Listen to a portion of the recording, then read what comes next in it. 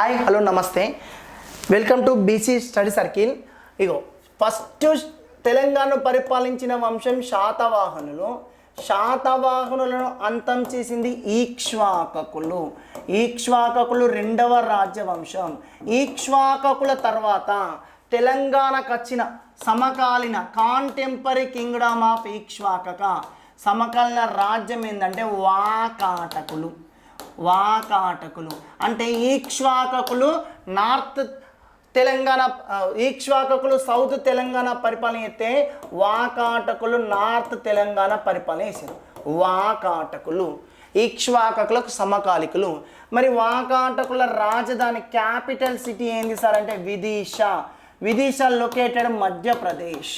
మరి వాకాటకుల రాజ్య భాష ఏంది సార్ అంటే ప్రాకృతం. రాజ్య భాష ఏంది సార్? ప్రాకృతం. మరి వాకాటకుల రాజ్య స్థాపకుడు, ఫౌండర్, రాజ్య స్థాపకుడు ఎవరు సార్ అంటే వింధ్యాశక్తి. వాకాటకుల రాజ్య స్థాపకుడు వింధ్యాశక్తి.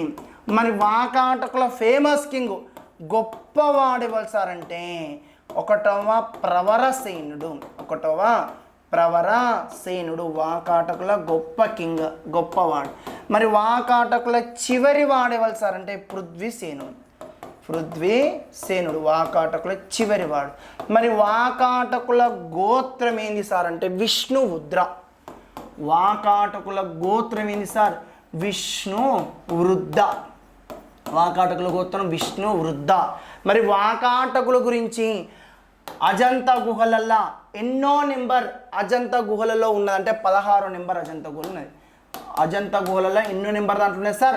16 నెంబర్ దాంట్లో ఉన్నది.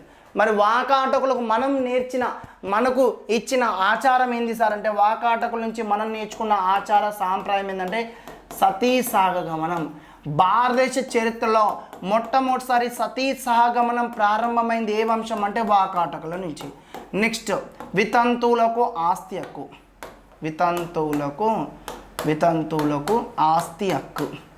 వితంతువులకు ఆస్తి హక్కు ఎవరు ప్రవేశపెట్టారంటే వాకాటకులు. ఓకేనా? Thank you so much.